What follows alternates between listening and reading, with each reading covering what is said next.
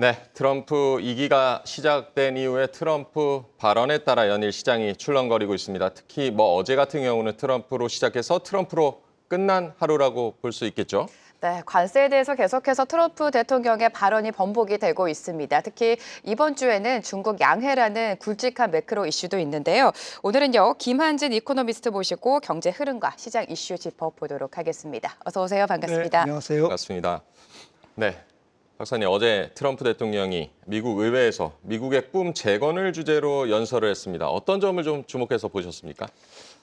저는 개인적으로 이제 관세 정책을 지속하겠다. 하지만 이제 고통이 좀 따를 거다라는 이제 선언적인 발언이 좀 인상적이었고요. 네. 새삼스러울 건 없습니다만은 그리고 고통이라는 단어는 이제 결국엔 단기적인 조금 부작용이나 우려는 극복하겠다라는 것이고 이거는 상대국 입장에서는 굉장히 조금 강한 발언으로 저는 느껴졌고요.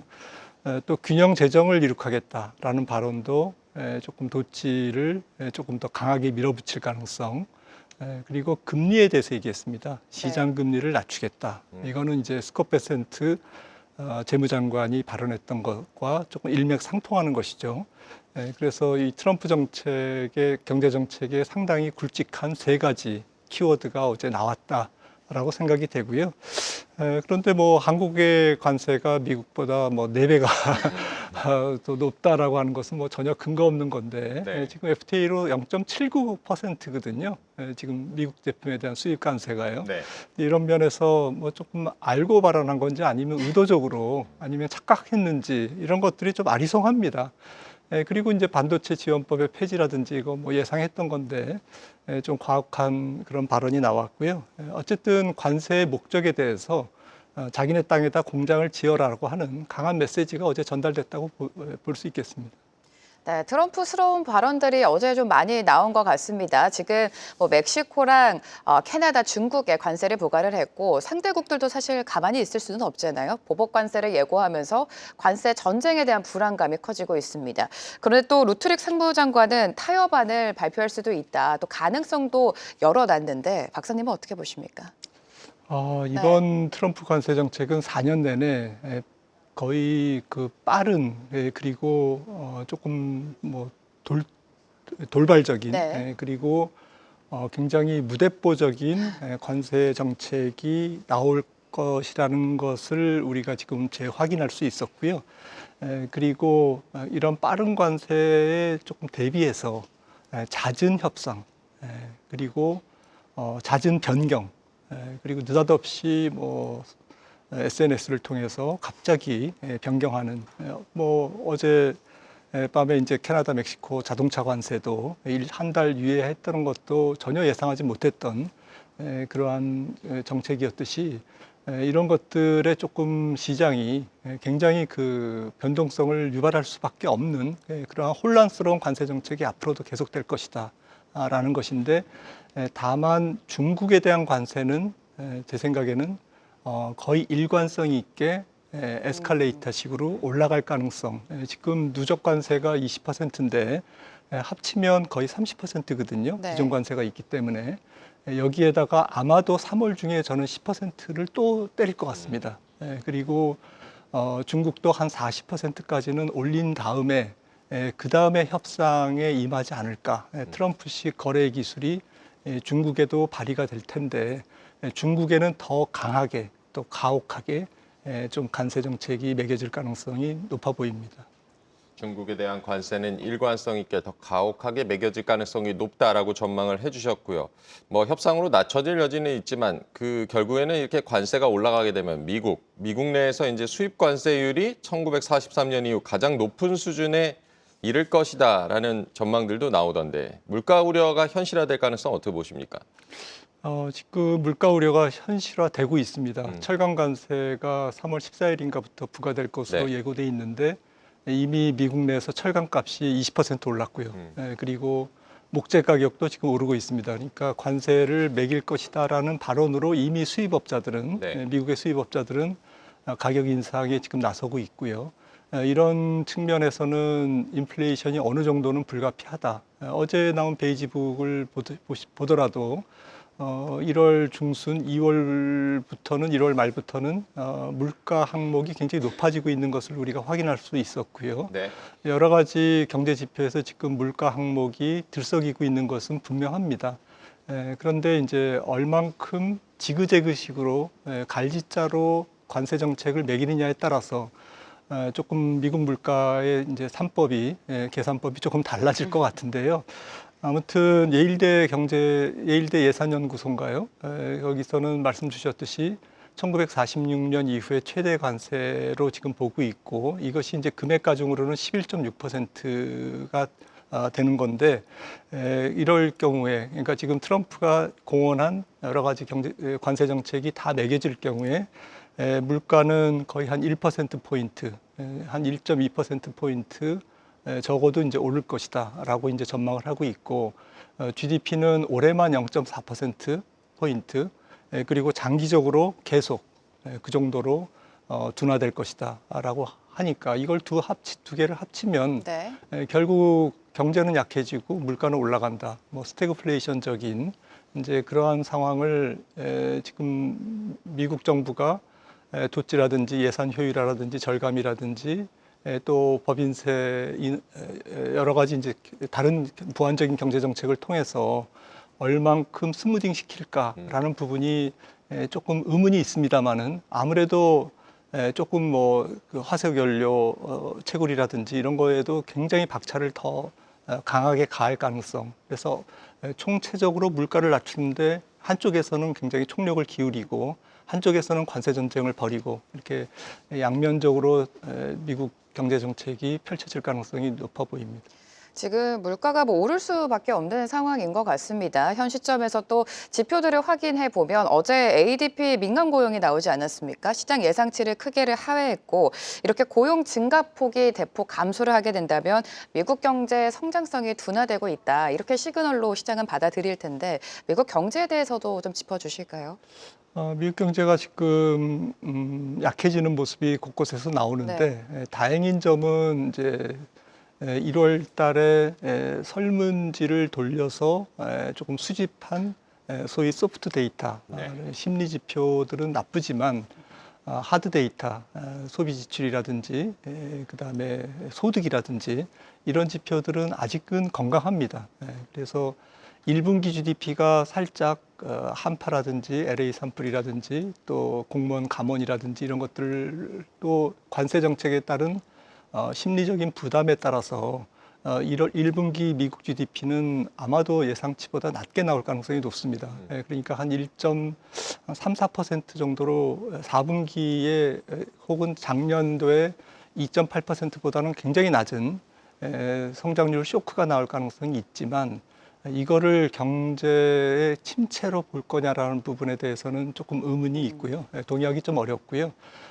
가령 얼마 전에 나왔던 지표도 애틀란타 연은이 갑자기 마이너스 1.5%로 1분기 GDP를 하향 수정했는데 수정한 내용을 보니까 사실은 상품 수입이 증가했기 때문에 GDP가 감소했다는 것이거든요.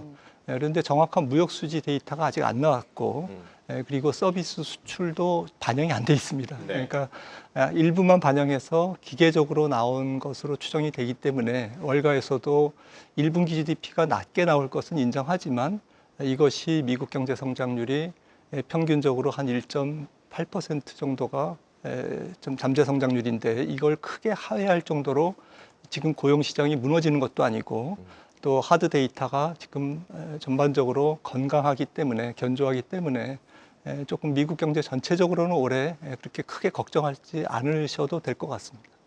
미국 경기 전체적으로는 크게 걱정할 수준은 아니다. 근데 뭐 정부 효율부 최근에 뭐 공무원 해고가 지금 뭐 미국 내에서도 이슈가 되고 있는데 이런 뭐 대규모 감원 같은 경우는 고용 시장에 미치는 영향이 적지 않을 텐데 이 부분은 어떻게 보십니까? 네, 그래서 순환적으로 미국 경기는 올해 조금 짧은 저는 경기 소강, 뭐 침체라고 표현하기에는 조금 과격한 표현일 정도로 짧은 성장률 둔화를 경험하고 갈 거다라고. 그게 이제 관세 정책에 따라서 이게 본격적인 경기 침체로 이어질 수도 있고 짧은 경기 침체, 한 분기 내지 두 분기 정도의 저성장을 극복하고 다시 경기가 확장 국면으로 재순항할 수도 있는 그러한 변곡점인 가까이 왔다. 말씀 주셨듯이 공무원 감원만 하더라도 이 정도로 되면 한 5천만 명 정도가 감원이 최대 네. 될 가능성이 있고, 그렇다면 연말 미국의 실업률이 현재 4.0%에서 한 4.5%까지는 오를 수밖에 없는 그러한 상황이거든요. 그렇다면 지금 4.5%를 경기 침체라고 완전히 이렇게 확언할 수는 없겠지만, 네. 그래도 지금과 비교해서는 굉장히 경제가 활력이 둔화되고 경기 침체 직전까지는 목전까지는 갈 수밖에 없는 그러한 가능성을 지금 내재하고 있다. 그 프로그램만 봐도 그런 부분에서 올해 경기는 조금 눈높이를 낮춰야 될 것 같습니다. 네, 여러 가지 매크로 상황을 보면 미국의 경기 성장률이 둔화는 하겠지만 침체까지는 아니다, 이렇게 말씀을 해주셨는데, 이제 금리로 가보도록 하겠습니다. 지금 여러 가지 지표들이 좀 부진하게 나오면서 금리 인하 가능성이 다시금 커지고 있죠. 지금 CME 패드워치는 올해 12월까지 3회 인하 확률이 70%로 올라갔다, 이런 분석들도 내놓고 있습니다. FOMC 금리 인하에 대해서 박사님은 어떻게 전망하십니까? 저는 뭐 결론적으로 올해 미국 경기가 조금 슬로우 다운 되는 것이지 경기 침체, 심각한 경기 침체 국면으로 가는 것은 아니기 때문에 연준이 금리를 많아야 한 번 정도 7월 정도에 인하할 가능성이 높다라고 생각을 하고요. 만약에 2번, 3번 인하한다면 그것은 경기에 심각한 균열이 생겨야 된다라는 것이고요. 네. 가령 노동시장이 균형을 지나서 지금은 실업자 한 명당 빈 일자리가 한 1.1개 정도 되는데, 이게 이제 1.0을 깨고 0.9, 0.8 정도로 내려가면 연준은 금리를 한 두세 차례 올해 인하할 수밖에 없을 겁니다. 인하할 폭도 있고 역량도 있기 때문에, 아직까지는 여유가 있기 때문에. 하지만 그 정도로 경기가 망가지지 않을 것이다라는 전제하에서는 올해 많아야 한 번, 7월에 한 번 정도 인하로 그치지 않을까 싶습니다. 네, 연준의 정책 행보도 잘 챙겨보셔야겠고요. 최근에 이제 미국 증시 얘기를 좀 해보겠는데, 어제는 좀 상승하긴 했지만 최근에 이제 조정폭이 좀 컸고 기술주 중심의 좀 조정이 나왔는데, 이 기술주들의 하락은 뭐 이게 어떻게 봐야 될지, AI 성장성에 대한 의문일지 아니면 뭐 증시 고점 논란, 뭐 차익 실현인지 어떻게 보고 계십니까? 네, 둘 다인 것 같습니다. 지금 밸류에이션이 높아져 있기 때문에 차익 실현 욕구가 큰 것 같고요. 네. 그리고 미국의 그 전체적인 뭐 펀드의 그 구조가 약간 구조화돼 있다고 그럴까요? 기계화돼 있는, 기계적으로 움직이는 펀드들도 많기 때문에 네. CTA 펀드라고 그러죠. 이런 부분이 이제 지지선을 이탈하거나 기술적으로 심각한 뭔가 사인이 나올 때 과매도가 나오는 가능성이 있어서 올해 특히 증시의 변동성을 크게 만드는 요인이 될 것 같은데요. 펀더멘탈한 요인으로는 지금 가장 우려되는 게 EPS, S&P 500 기업들의 주당 순이익 증가율이 지금 올해 월가의 컨센서스가 10%에서 12% 정도 되는데, 이게 문제는 2024년 작년 초만 해도 한 17%가 됐습니다. 한 16, 17%가 됐는데, 그러니까 작년에 비해서 올해 S&P 500 기업들의 주당 순이익이 그 정도는 증가할 것이라고 예상을 했는데, 시간이 경과할수록 계속 낮아지고 있다는 거. 그러니까 기업 이익의 센티먼트가 지금 안 좋아지고 있습니다. 네. 그래서 이런 부분들이 만약에 지금 10%, 12% 증가율이 아니라 기업 이익 증가율이 계속 낮아진다면 심각한 조정이 한 번쯤은 있을 수 있고, 그 심각한 조정이라는 것은 본격적인 경기 침체를 일단 배제했을 경우에는 S&P 500 기준으로 한 5,500선, 그러니까 고점 대비 고점이 한 6,150이었으니까 고점 대비 한 10% 정도로 이제 예상이 되고 있고요.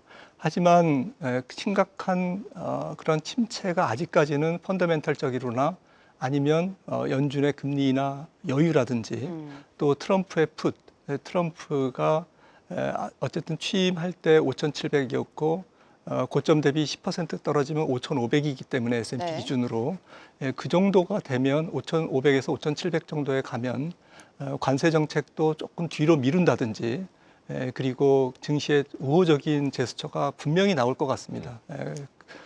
주식시장의 움직임을 자기의 어쨌든 그 행정부의 치적으로 생각하기 때문에 퍼포먼스로 생각하기 때문에 증시를 도외시하는 그러한 성격의 인물이 아니기 때문에 일종의 트럼프 풋이 있고 패드 풋이 있다.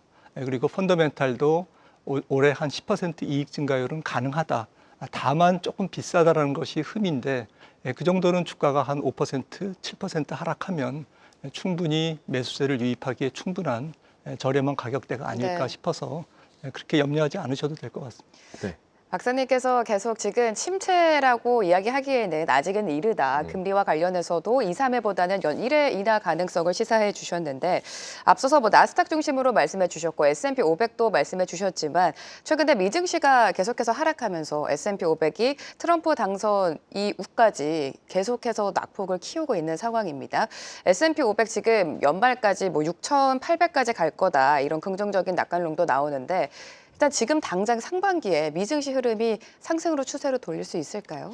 저는 앞서 말씀드렸듯이 네. 좀 박스권에 올해 전체적으로 갇힐 가능성이 높고 올 상반기에도 관세 정책이 그 비오듯이 폭탄 터지듯이 상반기에 집중적으로 네네. 발표되고 하반기에는 좀 주워 담는 미국 정부 입장에서는 협상하고 조금 뭐 이렇게 변경하고 이렇게 이런 부분들이 하반기에 있기 때문에 상반기에는 투자 심리가 쉽게 회복될 수 네. 없다. 오히려 하반기를 조금 내다보고 상반기에 조금 저렴할 때 조금 공략하는 그런 전략이 좋을 것 같습니다. 기간으로 나눠보면 상반기에는 좀 전반적으로 박스권에서 움직일 수 있다라고 전망을 해주셨고요. 트럼프의 관세 압박이 뭐 통한 것인지 TSMC가 미국에 1,000억 달러 투자를 결정을 했습니다. 우리 반도체 기업들로서도 뭐 부담이 될 것이다라는 분석들도 나오고 우리 반도체 기업들은 지금 어떤 전략이 좀 필요하다고 보십니까?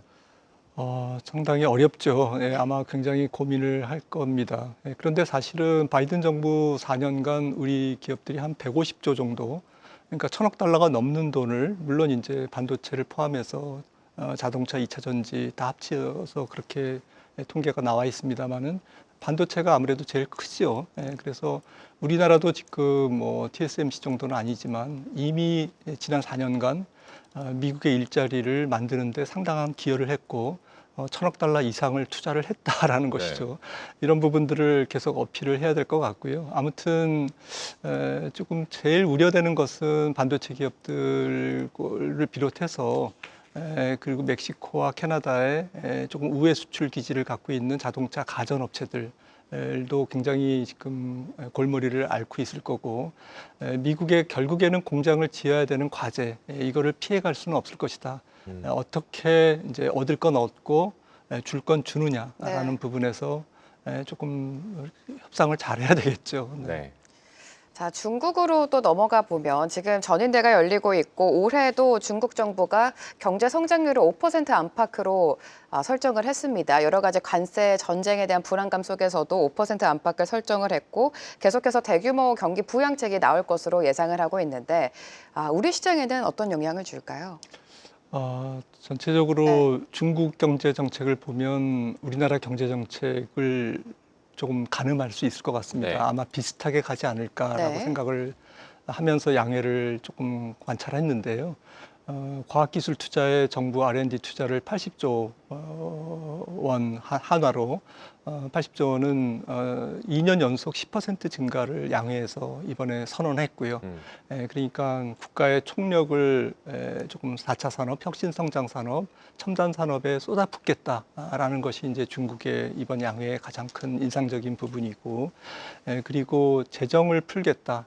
그리고 장기 국채 한도도 30%나 증가했습니다. 네. 증가시켰고, 특별 지방 국채도 지금 3조 9천억 달러에서 4조 4천억 위안, 지금 전년 대비 한 13% 증가시켰고요. 그러니까 재정 정책과 통화 정책을 거의 무차별로 퍼붓고 지금 관세 전쟁에 대비하는 중국의 모습, 그러면서 내수를 조금 다독거리는 그런 좀 수출이 약해질 수밖에 없기 때문에 내수에서 성장 동력을 확보하겠다라는, 그러면서도 장기적인 성장 잠재력을 확충하는 그러한 정책을 중국은 지금 취하고 있는 것 같습니다. 네, 제재의 역설이라는 단어도 소환이 되고 있고 앞으로는 뭐 중국의 행보를 두고 경쟁력이 확보된 뭐 로봇이라든가 전기차 뭐 이런 사업 육성에 집중할 것이다라는 전망들도 나오는데 앞으로 이제 중국의 이제 기술 발전 이 부분은 어떻게 보고 계십니까? 네, 이번에도 위안 그 양회에서 네. 로봇 얘기가 나왔습니다.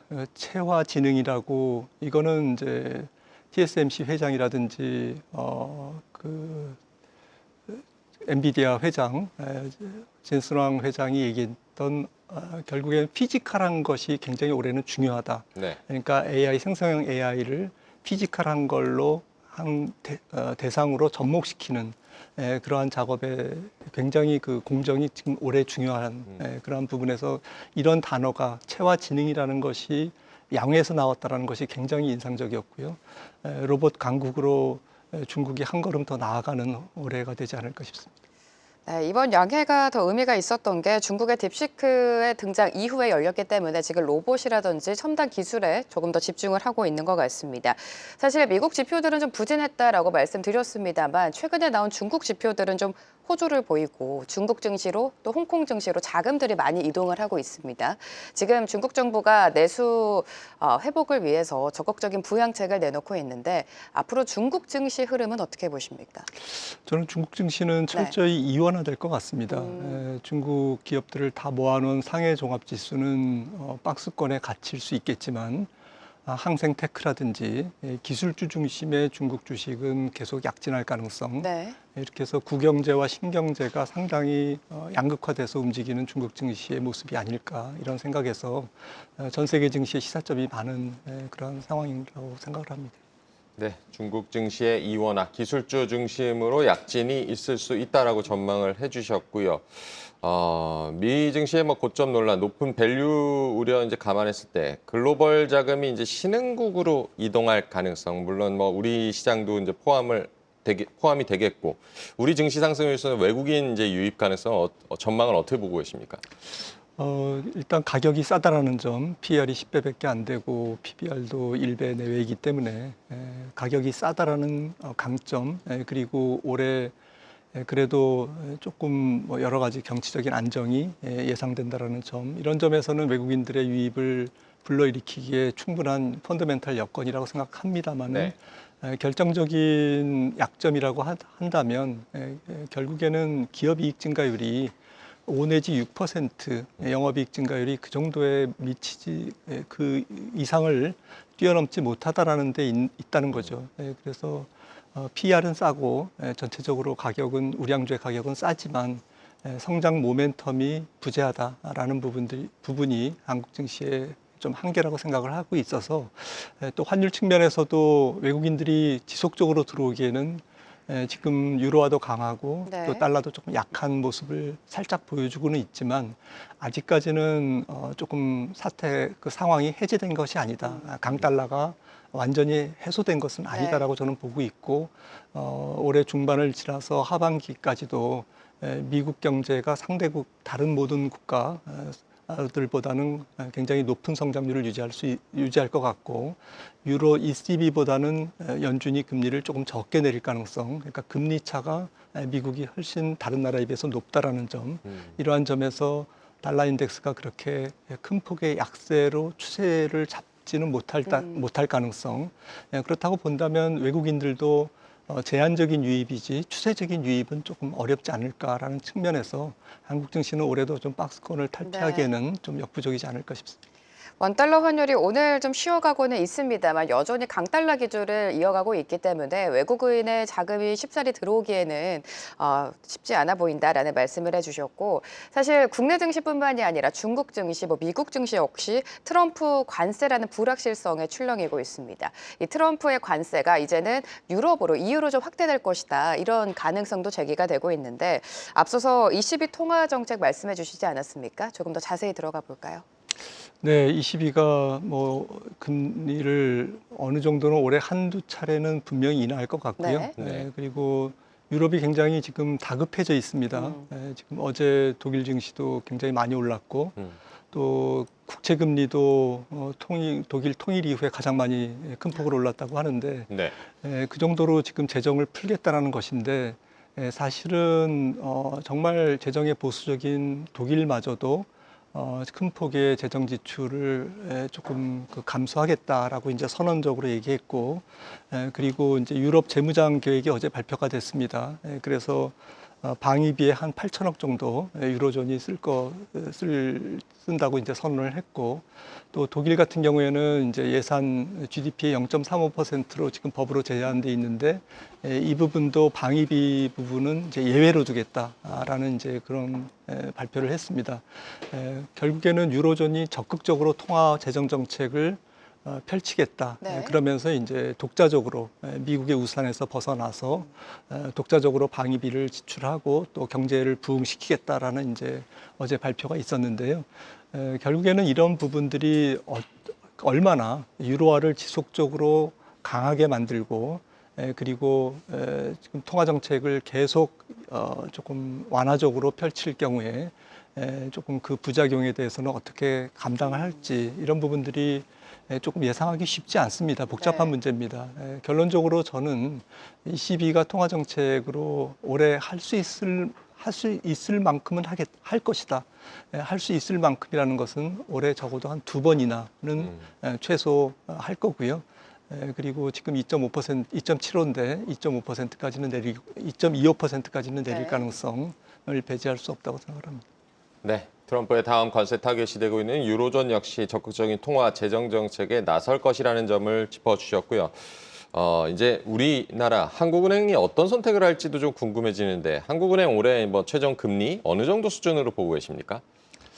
한국은행이 지금 금리를 유로존과 마찬가지 입장인 것 같습니다. 유럽 경제도 굉장히 약하고 한국 경제도 지금 동병상련인 네. 그런 상황인데 지금 아무래도 미국 기준금리와 1.75%포인트의 지금 격차가 있기 때문에 무작정 내리기는 좀 어려울 것이고 아무래도 중국의 눈치를 보면서 같이 움직이지 않을까 싶은데요. 이거는 사실 관세에 따릅니다. 그래서 앞서도 이제 트럼프의 관세 정책이 중국에 대해서는 굉장히 일방 통행식 직진을 하실 거다 말씀을 드렸는데 그렇다면 지금 중국 위안화가 한 5% 정도 절하 여력이 있는 거고요. 절하 가능성이 있는 것이고 그걸 역추산하면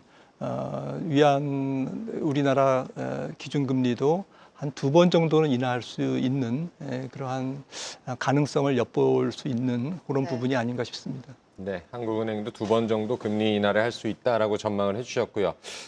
이제 최근 자산 시장 동향을 보면 위험 자산보다는 이제 좀 안전 자산에 대한 관심이 전반적으로 좀 커지고 있는 것 같은데요. 지금 같은 이제 환경에서 자산 배분 전략은 저희가 어떻게 가져가 보면 좋겠습니까? 앞서도 뭐 중국 증시 말씀드리면서 좀 차별화를 말씀드렸는데 올해는 뭐 오히려 투자하기가 쉬운 한 해가 되지 않을까 싶습니다. 그거는 뭐 굉장히 강세장이 연출될 거기 때문에 그렇다는 말씀은 아니고 네. 시장은 어느 정도는 하방이 막혀 있는 상태에서 또 상방도 막혀 있는 상태에서 섹터별로 움직임이 굉장히 강한 한 해가 될 거다. 역대급 강한 그런 한 해가 될 것이다라는 점에서는 우리나라 증시에 조금 답은 나와 있는 것 같습니다. 관세 정책에서 반사이익을 누릴 수 있는 산업이 조금 제한돼 있거든요. 바이오라든지 전력 그리고 조선 그리고 또 일부 컨텐츠 소비재 네. 이런 업체들을 중심으로 대응을 하신다면 올해 시장은 좀 박스권에 갇혀 있더라도 조금 종목별로 상당한 수익을 낼 수 있는 그런 좋은 환경이 아닐까 싶습니다. 네, 앞으로 올해 시장 같은 경우는 박스권 내에서 관세에 따른 섹터별 움직임이 좀 두드러질 것이다. 오히려 뭐 아이러니하게도 투자하기 쉬운 환경이 될 것이다라고도 짚어주셨습니다. 오늘 김한진 이코노미스트와 얘기 나눠봤습니다. 고맙습니다. 계속해서 다양한 경제 이슈를 알고 싶다면 구독과 좋아요, 알림 설정 부탁드립니다. AI 캐스터 권미정이었습니다.